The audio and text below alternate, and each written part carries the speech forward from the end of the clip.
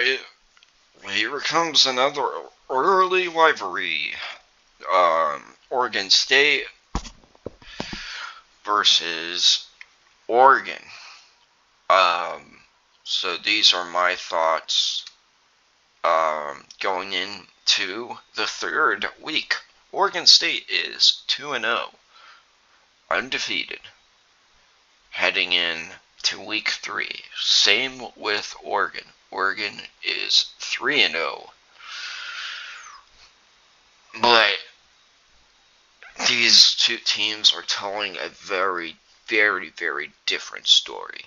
And the plays and their coaching situations have been completely different. Oregon. I'm going to start with Oregon. Time of possession in their last game against Boise State was about even. That is not bad. It's okay. You would like to see them being dominant. They're a little less dominant. They're a little bit below halfway, but pretty much about the same. First down, 16-19. Not too bad. It's very kind of middle of the road here. So Oregon 352, Boise State 369. Passing yards. Oregon really grew on the passing game. So I do expect Oregon to be focusing a lot on, once again, the passing game. And their quarterback has been actually having really, really impressive stats as far as for his accuracy. The problem is that they are making very good passing plays for short yards. They're not getting very many yards. So one of the things I want to see from Oregon, as an Oregon fan, is some deep ball plays. The other part that is a little worrisome, if you're an Oregon fan, but not super worrying, is their rushing game. Their offensive line is not nearly as strong as it was in the past. Boise State got 221 rushing yards versus Oregon's 109. The amount of penalties, absolutely insane. I kind of say 1 to 6 is okay. So Oregon's just out of that with an additional 3 penalties. And that kind of can get you into quite a bit of trouble. Ideally, 1 to 4 penalties is ideally what for a good game as well. 6 isn't terrible, but you still got to improve on that. But 9, you have to improve on that. They are shooting themselves in the foot. Gotta improve. Total return yards, 43 to 229. That is a lot. So Oregon's done that. That's great. Total plays, and this is where a lot of, once again, the problems are really happening. 57 to 73. That's too much. That's just way too much. That's 16 extra plays. That's a game changer. It is a game changer. For Oregon, and historically they have done this, you want to be dominant on for most teams, you want to be dominant in certain areas. For Oregon, they have historically been dominant in every area. And that is not happening with this game. Now, do I think Oregon's going to be making adjustments? Sure. But they got to be working on that, and really they got to be working, oh my gosh, turnovers. 2 turnovers. Terrible. So, Oregon's historically, with these first 2 games, which is only 2 games because it's so early in the season, they have the capabilities of moving the ball. Their problem is red zone. They are not able to capitalize red zone. If they're within the 20-yard line, they are not moving the ball as well. So they have no problems with moving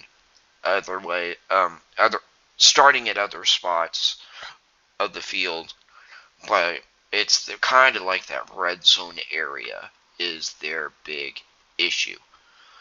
Their offensive line, once again, not that strong. Defensive line, it's okay. But this is not one of the strongest Oregon teams right now.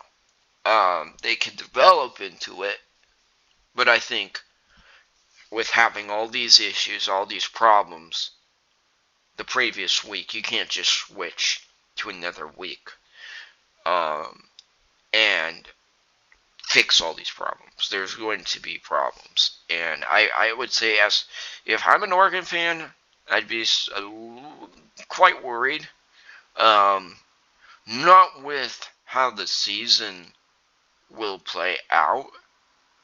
I would focus on just Oregon State. And I think part of the problem, honestly, really is being locked in. I don't think Oregon is locked in. I think the media, the publicity they're getting, all that stuff is kind of taking them away.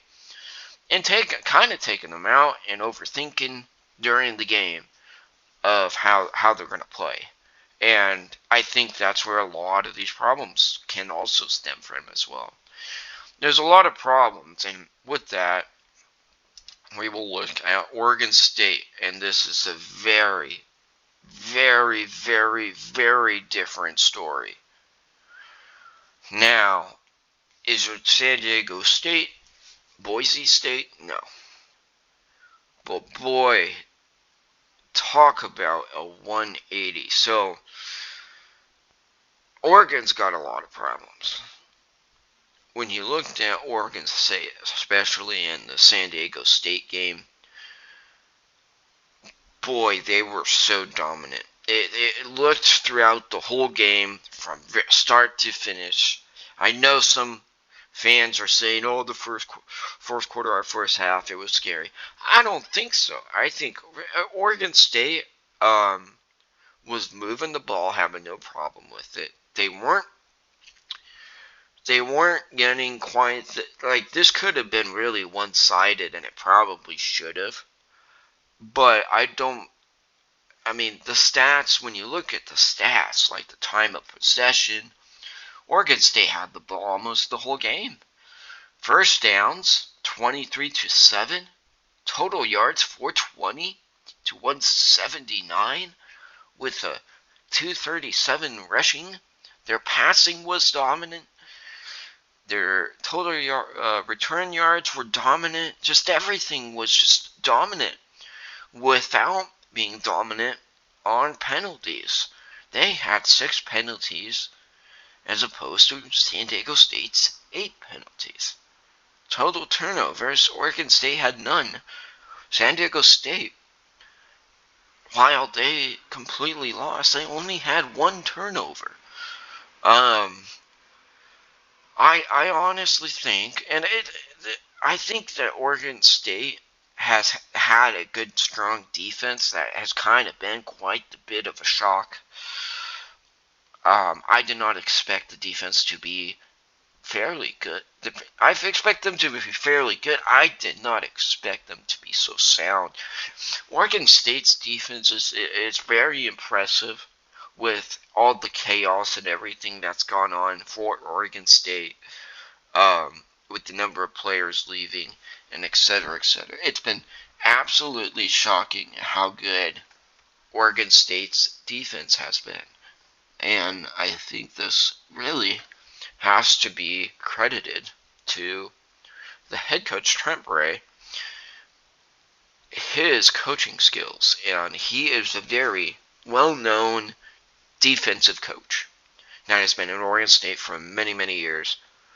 He deserved this head coaching spot, hands down. The players wanted him to have the head coaching spot. That was just absolutely unanimous. Every player wanted him to be the head coach. From what I understood, even the players that left, they spoke highly of him. So I think that 100%. Oregon State looks ready. They look actually good. And yeah, it might be a little bit too early. They really haven't played much of. They haven't. San Diego State, not a technical slouch. They have been really good. They're an up and coming football school. Um, and Idaho State, they showed that they were pretty impressive. But Oregon State had some problems in the game, and they were able to fix. The big thing that I'm looking at is Oregon State was really able to fix. They were able to adjust from game 1 to game 2. I think they're going to adjust to Oregon. Game 3 very well. I honestly think I did not think Oregon State would have a chance in the Civil War, and that's why I wasn't going to buy a ticket. But I've bought a ticket now to go to the Civil War, and Oregon State has a good chance. And I am shocked at this thought, because Oregon is, I had picked Oregon State national championship, hands down. That's how good they looked. It's just the story that has been going on since the beginning of time, and so many fans, so many analysts get locked into the numbers so much and forget that the team has to prove themselves. They have to play. And while Oregon has top tier talent, I think they have the best talent in college football. They are not meshing well as a team. They are having multiple issues. Yes, I think they have some coaching errors going on. It is a bit of a disaster. And it's going to be interesting to see this game, because I think it's going to be a lot closer than a lot of people think, unless somehow Oregon has been playing us the whole time and all of a sudden they play insanely good and win like 45-0 or something like that. I doubt that's going to happen. I don't think that's going to happen. My prediction on this game is going to be 24-21. Is it going to be 24-21 Oregon wins, or is it 24-21 Oregon State wins? I think it's a toss-up. I will say Oregon State, but that's also because Oregon State is my team. I am an Oregon State fan, a Beaver fan through and through. I think it comes down to a field goal. But, oh my gosh, I think if Oregon State plays their game, I don't see how they lose. And to me, I'm shocked by this. I'm absolutely shocked, because they just looked so sound. They looked so in control. One problem Oregon State has, which Oregon has as well, and that's why I think the score is going to be as low as it is because Oregon State seems to have somewhat of a struggle in the red zone. If Oregon State can improve on that, I think they're going to win against Purdue, no problem. I think their next game is going to be Boise State. Now, Boise State, I think, is a very good team. I think they've been slept on. Their running back is insane. So I think it's going to be a very good game, this Oregon State game. Civil War, still toss-up. Don't know if it will reach back to Corvallis again. We got 2 years of guaranteed Civil War. I know Oregon wants to keep the rivalry going. Oregon State wants to keep the rivalry going. I'm fairly certain that they're going to both do what they can to keep it going. It's really going to be what what will happen with Oregon State as far as for the conference realignment, where will they go, and Oregon's conference, the Big Ten, what they will allow. With that being said, I hope you all have a great day, and let me know if you guys are going to be at the game for Oregon and Oregon State. It's going to be a good one. Oregon is trying to stay alive, I feel, at this point, and prove that they are, without a doubt, a top-tier team. Oregon State is out there with nothing to lose but to prove that they should be in your conference, whatever conference you are a fan of. And I hope you all have a great day. And go Beavs.